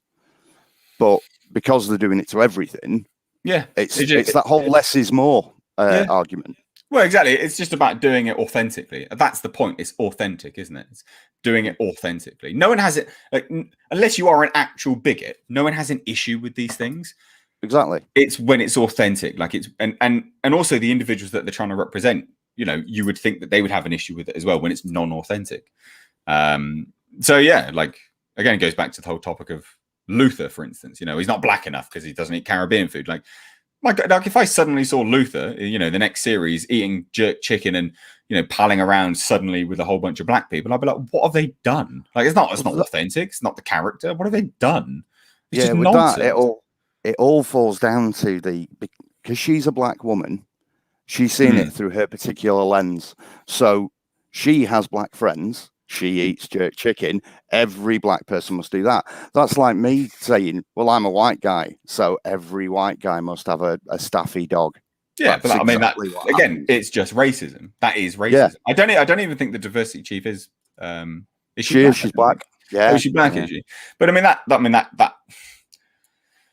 sort of weird bloody assumption to make, because Idris Elba's parents are from Sierra Leone. So like, why would he be? Like, I'm sure he might like jerk chicken. He might not like spicy food. But just because he's black doesn't mean he's automatically going to be eating jerk chicken. For fuck's sake, it's so strange. Exactly. Such He's a more weird likely assumption to to make. It's just odd, isn't it? It's just weird. Super strange. So yeah. Anyway, there you go. Yeah. All right. Thanks for the time. Well, I appreciate it, dude. Thank you for dropping on. Cheers. Cheers, dude. Take care. Bye. Right, we got another quick super chat before we move on to Orange Hat reviews. And also, I can see everyone else in the waiting queue. So we've got Nightmare Fuel, we've got Mr. Wilgers and Daisy Blossom. Don't go anywhere, ladies and gents, because you're literally first come, first serve. We will get to you. Marshmallow says, can we all just appreciate how John D actually looks like a pirate in his avatar? A true captain of the Seven Seas and the Black Pearl. Brilliant. I should have read that one out actually whilst he was on there, to be fair. I could have responded live. That's epic. But we'll get Orange Hat reviews in now. So I'm just kind of pre-warning him. So there we go. There's your pre-warning. Hopefully you can hear. Orange Hat reviews. How you doing? I'm doing good. How are you? Yeah, I'm not too bad. Not too bad for a Friday. So it's all going all right. So nice to have you on. Thank you. It's good to be here. So I do got a couple of questions on Godzilla vs. Kong. Have you read the novel? I haven't yet. No, I didn't know it was out. Actually, we talked Godzilla vs. Kong novel. Yeah, I didn't think the novelization was out. When did it come out? April 6th. I picked it up on Amazon delivered it same day delivery. Actually. Okay, that's my bad then. I actually didn't know. I've been waiting for the art and making of. That's what I've been. I'm waiting for that too, because I've been a fan of these two monsters since I was 3 years old. And it's like, I really got to get all this stuff. But I am going through it. Also, it's even mentioned in the movie that there's two skulls from Ghidorah, and I was just wondering, did you catch that?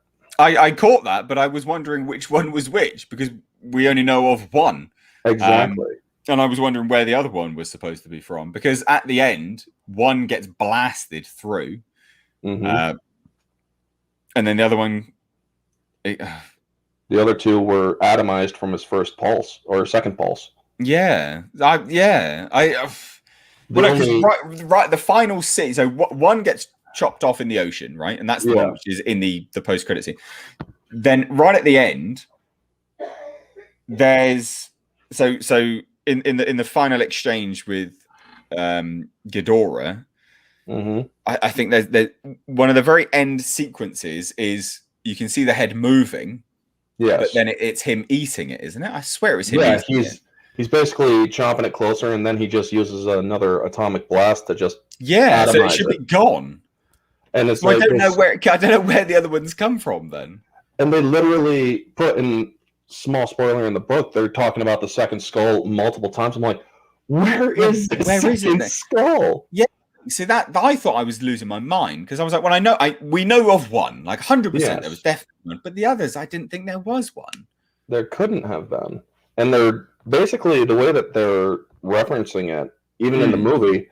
Brian Tyree, he says that it's in Mechagodzilla's head, and I'm like, yeah, but how? Like, yeah, no, I completely agree with you. I was really stumped by that, and I don't.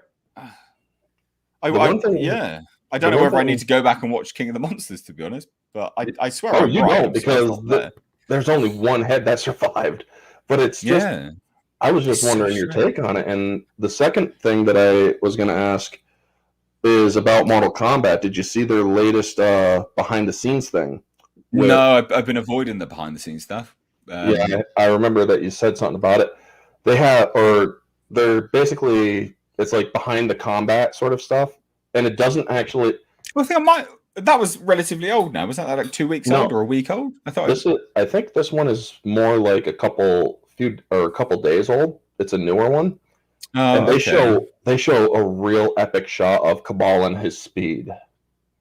And I'm no, so I watched another one, which was Meet the Cast. Actually, that's the one, and they showed Cabal in there, and it looked awesome. Cabal's pretty good, to be fair. When I saw when they show one shot of Cabal, and I don't want to spoil it for you, it's during the Liu Kang fight, and I'm like, whoa.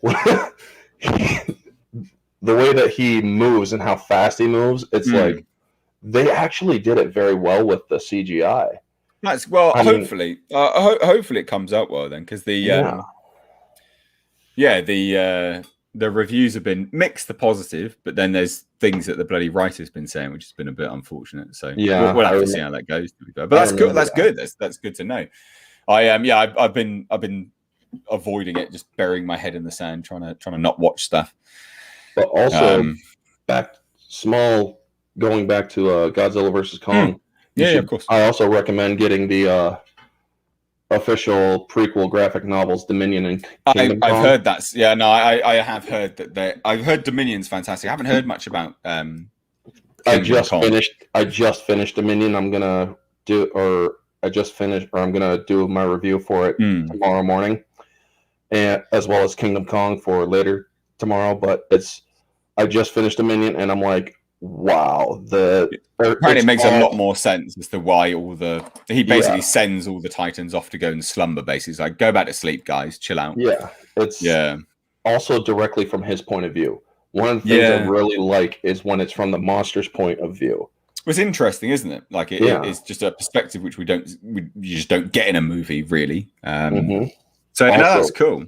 That's really cool. I looked at an overview of it just to briefly have a look and see, whether it was something I wanted to pick up, which I wanted to pick it up anyway, but always like to have a look, a quick overview. So now I'll have to check that out, to be fair.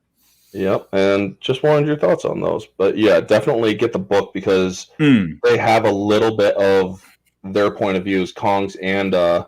Really? And I'm like, they did a little bit in King of the Monsters in the very beginning of that book. And I'm like, yes. Oh, please tell me they're going to do this a lot more. Then they didn't in King of the Monsters. I'm like, no. But in Godzilla versus Kong, it's like they actually do more behind their eyes, sort of their actual POV. Thoughts, I guess. Yeah. But no, that's cool. I'll have to check that out. It's very good, and I highly recommend it. No, I appreciate the recommendations. Appreciate you popping on as well, dude. Thank you. Always good to see you in the chat as well and comments and things. So no, nice to have you on. Thank you, and thank you for having me. No, appreciate it. Again, this is the live stream on Friday, so it helps that you guys drop on. So no, thank you very much. Yep. Cheers, dude. Have a good evening. Yeah. You too. Peace. Right. So we got Nightmare Fuel Studio now. Just gonna say his name, so we can kind of prep him. I just popped my back then. Say his name so I can prep him into it. So it's not such an alarming like. Oh. Here we go. Nightmare Fuel Studios. How you doing? I'm doing good. How are you? I'm all right. I'm not too bad. Not too bad. I have a few questions about the Predator movies. All right.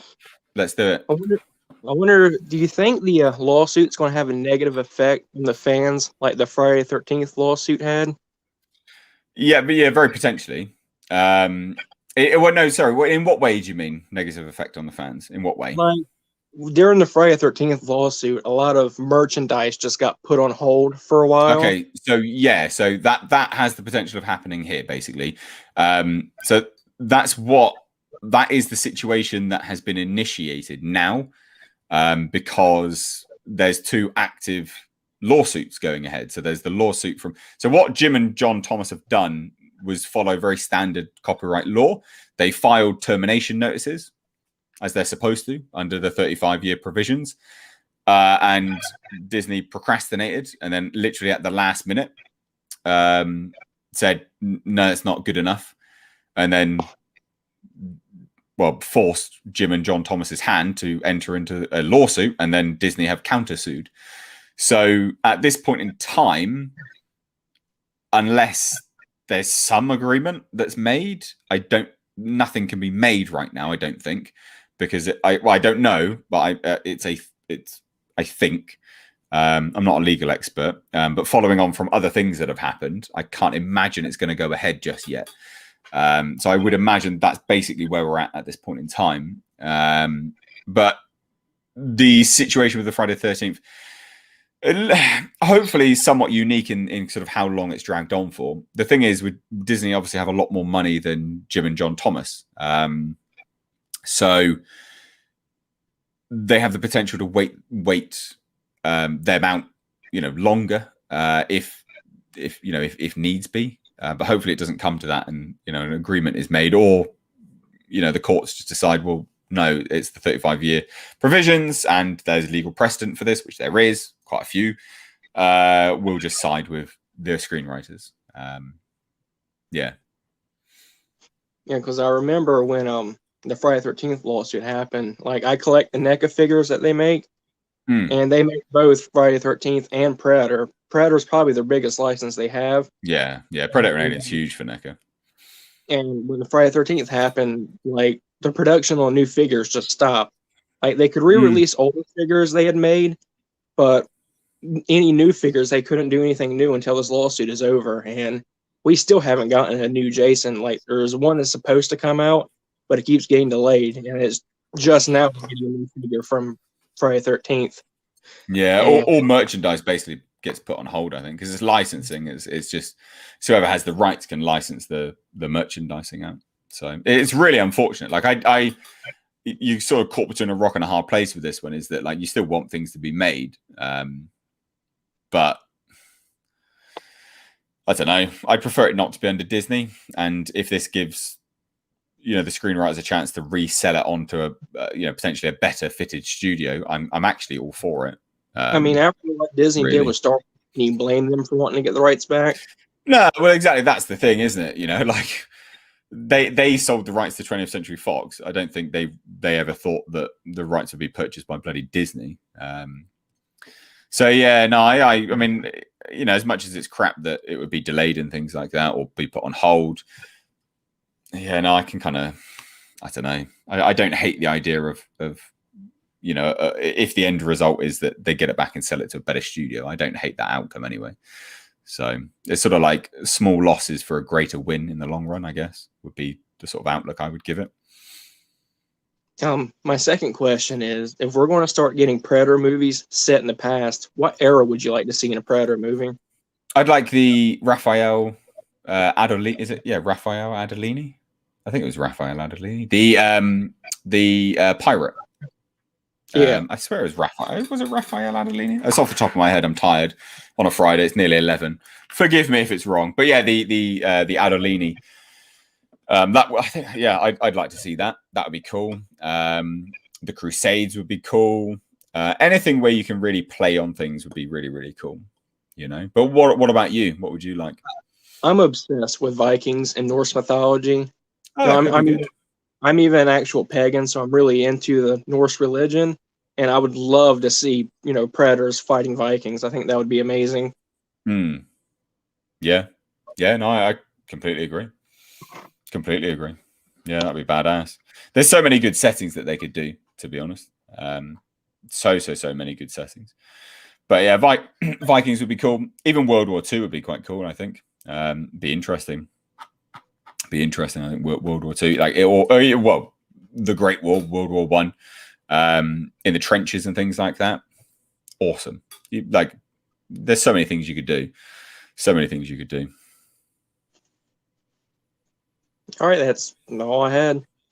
Well, I appreciate you dropping in, dude. Nice to have you here. Thank you for supporting the channel, and thank you for supporting these live streams, because without you guys dropping in, these Friday live streams don't really happen. So thank you very much. Appreciate it, dude. All right, see ya. Take care, man. Take care. Right, so just give him a quick pre-warning, Mr. Will Guitar. There we go. He's got a drink. I hope it's water. We shall see. so anyway, we'll invite Mr. Will Guitar in. How you doing? Oh no, your mic is muted. Unmute yourself. You muted yourself. How's that? Yeah, much better. There's always an answer. How are you, Mr. H? It's good to see you, dude. How are you?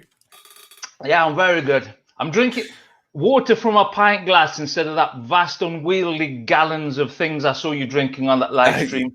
Hey, man, I don't actually have it. I think it's in the sink, actually. I fill that up daily and drink it. It's a good way to gauge that I'm drinking enough water. That's the reason why I do it. Yeah, man. It's good. Well done on the movie as well. Fantastic. I appreciate it. Thank you. Brilliant. I have the Blu-ray on its way. I'm looking forward to it. Good. Well, also, I'll just take this opportunity to say to everyone, so the Blu-ray will actually be sent out next week. So what happens is we wait for a certain amount of orders to come in, and then they get done in batches, because obviously it keeps the production cost down, and then you can send them all out basically in one go, rather than one and what sort of as they come through. You send them out as a big batch, as a big group. So they start going out next week, FYI, just to let everyone know. So yes, it will be sent out next week. And I know you recovered, because I could sense that thing. When you've done a big project and there's that whole, the energy's still there and wanting to work on it, but it's done and you just got to move on. I've seen that. Yeah. I could see it in that live stream with the four of you. Yeah. Ruining what you've missed, and I hate those scenes. And yeah, dude, I think you'll always do that. I used the wrong bit of the guitar, this nail for one of the notes, and every time for months after I'd listen, I'd go, and people would tell me it was great, and I'd want to grab them by the lapels and go, can't you hear it? I used the wrong, and I could sense a little bit of that. So are you grounded now? Are you feeling good? No, I think I'll always be like that. But I think that's part of creating something, isn't it? No, but I don't think that's bad. I think acknowledging what you could do better I think it's good to acknowledge those kind of things. Of course. So yeah, but yeah, no, I'm definitely whatever. I'm a bit more of a whatever rather than a sort of, yeah. But well done anyway, man. It's awesome to see it. And I'm looking forward to the next one as well. So bravo. Yeah, well, I need to figure out how I'm doing that one, actually. I think Breaking Lights will just be released on the channel, and then I think I'm not doing a Blu-ray for Breaking Lights, not at all. But I think what I will do is because there's an hour-long documentary about it, behind the scenes stuff. I think I'll just put that on the channel for I don't know, a couple £, I guess, or a couple dollars to rent, maybe something like that. Brilliant. It's great to see it, man. It really is. It's great to see it. I appreciate it. Appreciate it. Thank you very much. My question centered around that, Go on then. It's so good. It's all figured out. Segway, yes. Like the things you ride around on the city. Yeah. Do you think? I mean, I'm more of a normie than a lot of people. Okay. So I kind of get a bit fatigued at all the bombardment of stuff, and I still can't bring myself to watch this the Justice League. Yeah. Just because it's so long.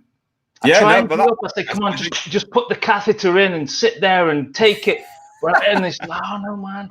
I can't do it. But do you think that helps you in the modern age, because people get access to, like, I wouldn't have found out about any of this if not for your channel and the reviews, and you know, like with things like, say, classical guitar, nearly everyone in the audience are players to a degree, and they're more than just like a normal concert goer. So do you think, it's your opinion, of course, do you think that's a good development for you as a filmmaker in your career, that you've got access to this new kind of... Yeah, did I phrase that question well? It was great in my head, and I'm not sure. Let me try and phrase it for you to see if I'm along the right lines of what you're trying to ask. You probably do it better. So are you saying it is? No, you're gonna have to phrase it again. God damn it! Yeah, sorry. You started talking about you being a normie, so I'm like, are you asking to say, is it beneficial that there's a lot of normies out there, and having a channel that has access to content, it educates them? Is that what you're asking, or not? No, I'm against the normie. Okay. I'm the wrong person. I just meant, like, I'm seeing parallels that, you know, whether it's a classical guitar audience, most of them would be players or enthusiasts. Pretty much everyone. You wouldn't get anyone just buying a ticket who didn't have some sort of vested interest. But in the film, like with this and the other ones you're going to do, do you feel there's more access to that? There's a lot more. You can get a lot of this. Me, the normie, gets fatigued so quick, whereas I think a lot of people can... I think I think I think that's the platform of YouTube, though, isn't it? So, like, as a platform of YouTube, like, people tend to gravitate around you know, like-minded individuals and things like that. So I think it does help. But, you know, you're asking specifically pertaining to films, right? Like filmmaking and things like that. Yeah, just your own progress and... Yeah. Well, I think it has helped. I don't know. Well, I wouldn't have been able to do it without the individuals of the channel or having the channel. So undeniably, it has helped. Absolutely. That's fantastic. Yeah. Unequivocally, quite frankly, because I would not have done it otherwise. So yeah, no, definitely has helped. And that comes from, well, yeah, like you're talking about guitars and things like that, right? So, you know, if you had someone, I don't know, someone that was, you know, down on their luck in the guitar community, for instance, that wanted to buy a guitar and they set up a GoFundMe or whatever, like, I'm sure as a community, people would rally together and, you know, would do a similar sort of thing. So it's all about communities, isn't it? But obviously YouTube as a platform gives you access to that, and then you can sort of nurture. Well, I don't know whether as an individual you nurture the community or not, but whether you have a good community is part of, I don't know. I don't know what basis people get good communities on. I know that I have a good one. I wouldn't say that it's down to me specifically. I think that'd be massively egocentric. But yeah, good communities are what, you know, is down to it. Basically, that's the reason. So yeah, it's fantastic, man. And do you, okay, I guess my second one. Do you think cinemas have to rebrand to keep going? Yeah. I don't know. I don't personally think so. I love cinemas. I love theaters. I love going to the cinema. But people are definitely sick of it. Like, people do seem to be sick of it. But then people don't seem to be sick of it, because Godzilla vs. Kong's done really well, and it's not even out here in the UK yet. I bet when it drops in the UK and we're allowed to go, I bet people will go there as well. Yeah. So I don't know really. Hey, or mid-May, I think. Yeah, I think so. I'll go see it. Yeah, no, exactly. But this is the thing. So I think people have been bludgeoned over the head with this idea that, you know, streaming is the future. And I think that that's what they've been hit with so long now, that they don't, you sort of don't acknowledge the fact that lots of people still really like going to the cinema. Like, it's an experience, and it's just not the same watching a movie in your fucking home. Like, it's just not the same. It's not the same experience. Sorry. Yeah, no, but I do think something has to happen with theaters. Like, they've become too big, you know, like the foyers are like a mini mall, you know, they're huge, you know, and they've got so much unused space. Like, they need to downsize. I don't think they need to rebrand in the essence of an actual, like, rebrand specifically, but I think that they need better business sense. I think they need to downsize, be a bit more smarter about what they show. I think they need to start showing older films again, because they did at the start of lockdown. Older films were going. and they were great. Like I watched The Shining. I went to watch Akira. It was great. Like I was loving that, and they don't pay anything for that either. They just show an old film and they can make the profit. So I think they need to be smarter in the business sense, but not necessarily a rebrand. I meant that more like, when I was a kid, a cinema had a certain feel, and you could go all the time, and it was cheaper, and you might see a film that had been out 3 years ago. When I say rebrand, it was like became the big palaces and cities and multiplexes, and I'm getting that feeling again because it's like, like you say, everything you said's brilliant, and I used to love doing that. Just as a kid, I saw the Incredible Hulk in a one screen thing. It was brilliant. The old one. It was fantastic. Yeah. No, I hope they do. I really hope that they go back to basics now.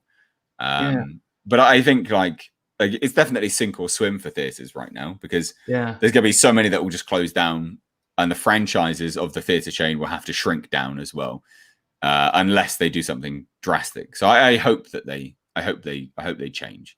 Like there's two near me. There's like a View, and then in the other direction there's an Empire, and the Empire was really smart. So the View just shut down; they just shut completely. But then the Empire stayed open, and they just showed old films. They stayed open as long as they were allowed to by the government, whereas the View just shut down even when they could be open. So I think it's companies like the Empire that will potentially do very, very well, because they also nurture, I guess, again, going back to the community aspect, they nurture a better community aspect. They're open, they're still there, they're showing older films. It's a better place to be. It's a little bit more, it's just, I don't know, it's nicer. Like they don't just shut down instantly. It's better for the community. People are working there. They're still there. So I think it'll be them. Hopefully it'll be, someone like an Empire doing that kind of business model that should survive over the View anyway. And I'm not saying one company's better than the other. I'm just saying, as a business model, I hope that kind of business model survives, because that's got more longevity anyway. Yeah, feels better. That's brilliant. So, by the way, I like jerk chicken. Should I audition for Luther? I think you should. Do you like jerk chicken? We could both have a go. I like jerk chicken. I could pass for Luther, surely. We're blacker than Luther. Wow. Exactly. I didn't even have to try. There you go, mate. You're basically Idris Elba. Oh dear. Brilliant. Nice to have you on, dude. Appreciate it. Thank you, sir. Dropping by. Fantastic as always. Thank you so much. Take care, man. Take care. Right, ladies and gents, there you go. That is our member call-in section. I'll take this fucking stupid thing out my ear now. Bloody headphones. I always end up shouting when I'm wearing headphones as well, which is always a pain in the ass. There you go. There's the member call-in aspect of the live streams. We do that every Friday. Always good fun. Love to have people dropping in. It's just something interesting, something different. It's thoroughly enjoyable. So if you are watching this back and you weren't here live, I live stream every Monday, Wednesday, Friday, 9 p.m. GMT. That's 4 p.m. Eastern Standard Time. If you're here right now, you know now when I stream every Monday, Wednesday, Friday, 4 p.m. Eastern Standard Time, 9 p.m. GMT. Also, FYI, ladies and gents, subscribe to my second channel. It is a car-based channel. Every single Monday, Wednesday, Friday at 6 p.m. GMT, there will be content on that channel starting Monday. So please do hit subscribe if you're into cars or you just want to support me elsewhere, but only subscribe if you're actually going to watch the videos. I think you'll be pleasantly surprised. The content that's lined up, ready to drop, is miles ahead of what content is even on there now. I've really gone back to basics, and I'm really I'm very happy with it. So I think you guys will enjoy it. So yeah, guys, we've got memberships open on the channel. We've got Patreon. It's all linked down below in the description box. We've got the Blackfields Blu-ray there as well. Thank you for spending your Friday with me. It is 11 o'clock. It is quite late, so I'm going to go to bed. Thank you so much, though. Always appreciate you dropping in. Again, we'll round out with the whole Predator 5 update. Again, we'll see. We'll see what happens with this Disney lawsuit. But thank you for joining me. Always appreciate it. Take care.